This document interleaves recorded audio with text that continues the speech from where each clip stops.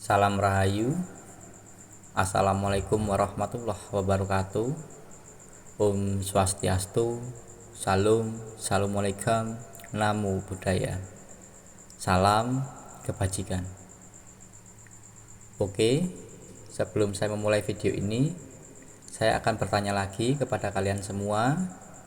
Yang pertama, apakah kalian hanya ingin belajar meditasi saja? Atau yang kedua, apakah kalian ingin belajar banyak hal melalui meditasi? Kenapa saya bertanya seperti itu? Karena ada beberapa teman yang bertanya begini, Mas, bagaimana sih cara mengatasi kejenuhan dalam bermeditasi? Dan ada juga yang bertanya, bagaimana cara memanfaatkan meditasi supaya kita itu mendapatkan pemahaman atau pencerahan? Jadi kenapa saya tanyakan apakah kalian ingin mendapatkan manfaat dalam bermeditasi? Karena hampir kebanyakan orang itu kalau mengerjakan sesuatu itu pasti mengharapkan manfaat yang dijalaninya. Nah, mungkin kalian bingung di sini. Ketika ada saran atau cara bermeditasi, di mana sebaiknya meditasi yang benar itu tidak menetapkan suatu tujuan apapun. Tapi pada prakteknya, ketika kalian melakukan sesuatu tanpa ada tujuan, tanpa ada manfaat yang kalian dapat, sudah dipastikan kalian tidak akan mengerjakannya itu dengan maksimal. Jadi ini kaitannya juga tidak dengan meditasi saja. Tapi apapun yang kalian kerjakan, kalau tidak ada keterlibatan dari hati atau jiwa kalian, tentu semua itu tidak akan membawa banyak manfaat. Itu sebabnya banyak yang mengeluh kalau meditasi itu sangatlah sulit. Seperti itu. Itu semua karena apa? Karena kalian itu memperlakukan meditasi itu sebagai sesuatu hal di luar dari diri kalian yang berjalan secara alamiah ini. Nah, di video kali ini saya akan menjawab dua pertanyaan tadi tentang bagaimana kita belajar meditasi sekaligus manfaatnya.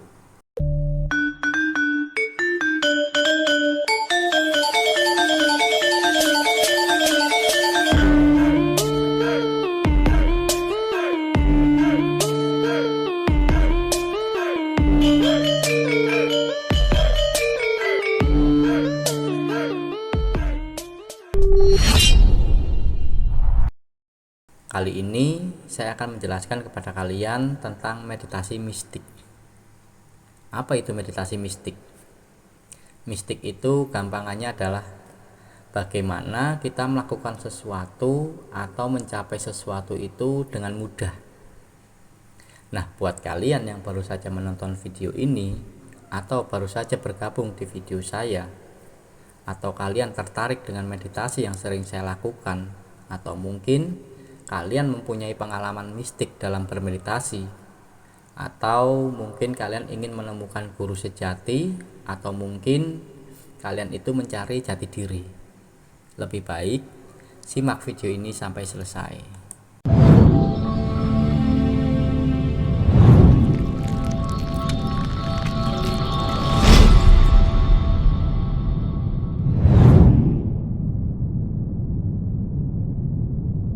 Oke, kita lanjut ke poin yang utama. Jadi video ini saya akan buat menjadi dua bagian. Di video pertama saya akan menjelaskan tentang meditasi saya, dan di bagian kedua tentang bagaimana kita memanfaatkan meditasinya. Jadi meditasi ini yang sering saya lakukan setiap hari itu saya lakukan ke dalam 5 fase. Jadi kalau di video yang kemarin itu saya jelaskan 6 fase dalam bermeditasi, dan sekarang saya ringkas menjadi 5 fase, tapi gambarannya itu tidak jauh beda dengan yang sekarang. 5 bagian meditasi ini, yang 3 bagian ini adalah di saat proses meditasinya, dan 2 bagian berikutnya itu di luar proses meditasi. Nah, sekarang kita masuk ke fase yang pertama, yaitu fase pelepasan.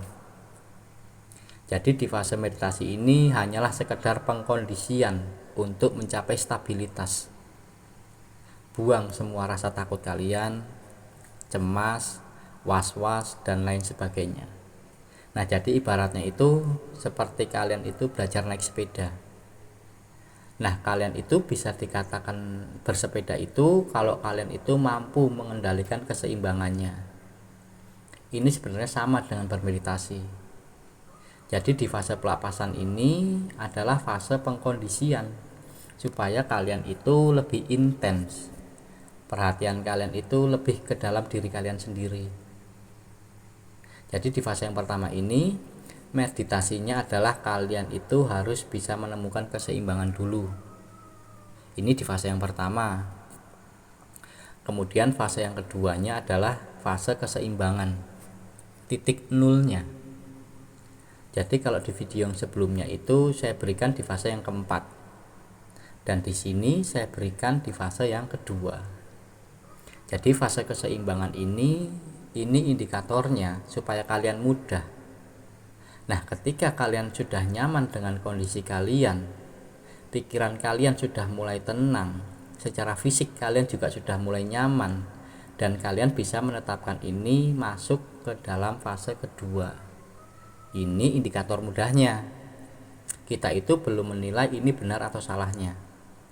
Jadi apakah benar kamu itu sudah seimbang, sudah mencapai titik nol, itu nanti kita akan evaluasi di fase berikutnya.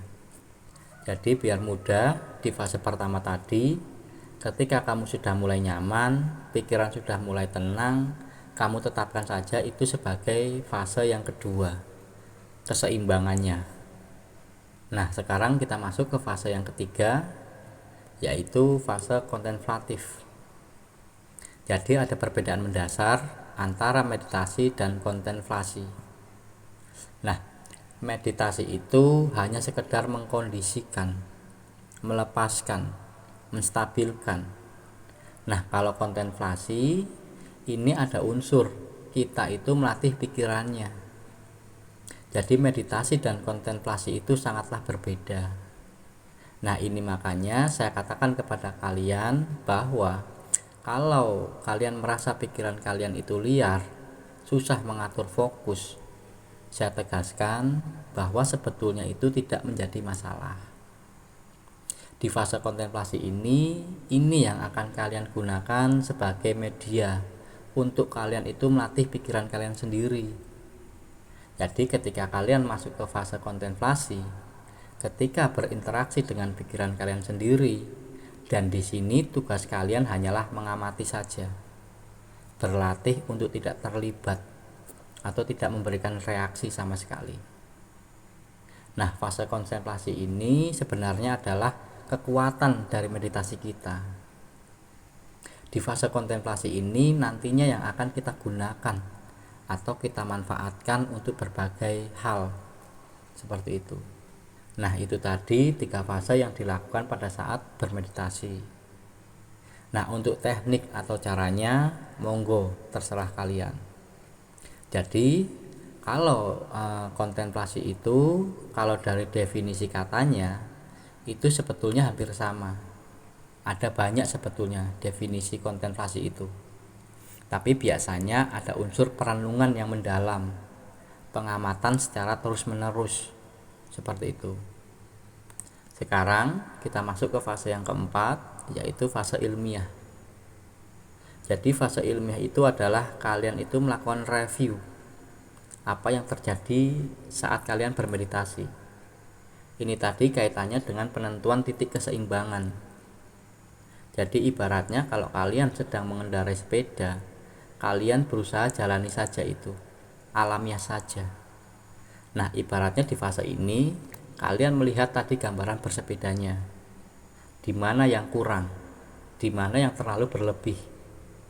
Ini nantinya yang akan kalian temukan, dan ini sekaligus menjawab berbagai permasalahan kalian yang sedang bermeditasi. Nah, kebanyakan mereka yang bermeditasi itu sibuk mengukur dan menilai meditasinya. Nah, ini permasalahannya yang mengganggu kalian. Jadi saran saya, kalau kalian bermeditasi, saat kalian bermeditasi, kalian itu harus membebaskan jiwa kalian. Bebaskan jiwa kalian. Supaya apa? Supaya intuisi kalian itu muncul. Jadi alamiah saja yang kamu ikuti. Jadi kalian itu tidak perlu terkait dengan batasan-batasan apapun. Nah, nanti baru kalian evaluasi di fase alamiahnya. Seperti itu. Kemudian fase yang kelimanya adalah fase refleksi. Fase refleksi ini adalah fase di luar meditasi dan setelah fase alamiah. Ini yang nantinya yang kalian temukan dalam keseharian kalian. Kenapa ini masuk ke dalam fase yang kelima? Saya berikan satu gambaran. Ini yang saya alami. Jadi ada korelasi yang sangat kuat antara apa yang kita lakukan saat bermeditasi dengan peristiwa dalam keseharian kita. Jadi pas saya niatkan untuk sesuatu hal, itu jawabannya terkadang bisa terjadi pas di saat meditasinya. Jadi ada yang muncul itu dari intuisi. Itu bisa secara visual maupun suara. Tapi kadang juga tidak ada jawaban sama sekali. Tapi kemudian muncul di peristiwa keseharian. Jadi ini nanti poin yang menarik buat kalian yang tertarik dengan meditasi mistik ini. Ini adalah satu poin yang sangat menarik. Nah, ketika kalian menemukan pola keterhubungan antara meditasi dengan kehidupan kalian, itu ada satu kaitannya antara jiwa yang tanpa kalian sadari itu berperan. Jadi fase kontemplatif ini adalah fase di mana kalian itu berdialog dengan batin kalian. Kita bisa berkomunikasi dengan jiwa kita. Tapi gambarannya itu, kalau kita itu berkomunikasi dengan sesama teman, itu kan ada bahasa yang harus kita pahami bersama, ya kan? Nah, kalau lewat meditasi mistik ini, kita itu melatih ke sana untuk berkomunikasi dengan jiwa kita. Nah, medianya itu bisa bermacam-macam. Bisa muncul lewat meditasi, bisa juga setelah meditasi. Bisa visual, bisa suara, bisa lewat mimpi dan lain sebagainya. Nah, itulah sedikit penjelasan tentang 5 fase bermeditasi. Kiranya cukup sekian penjelasan dari saya. Niat dan tujuan saya tetaplah sama, saling berbagi.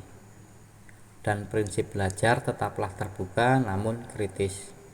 Dan apapun yang saya sampaikan, janganlah langsung diterima tapi dikritisi. Pahamilah dengan bijak, semoga menjadi wawasan tersendiri bagi Anda. Salam Rahayu, Rahayu, Rahayu. Assalamualaikum warahmatullahi wabarakatuh.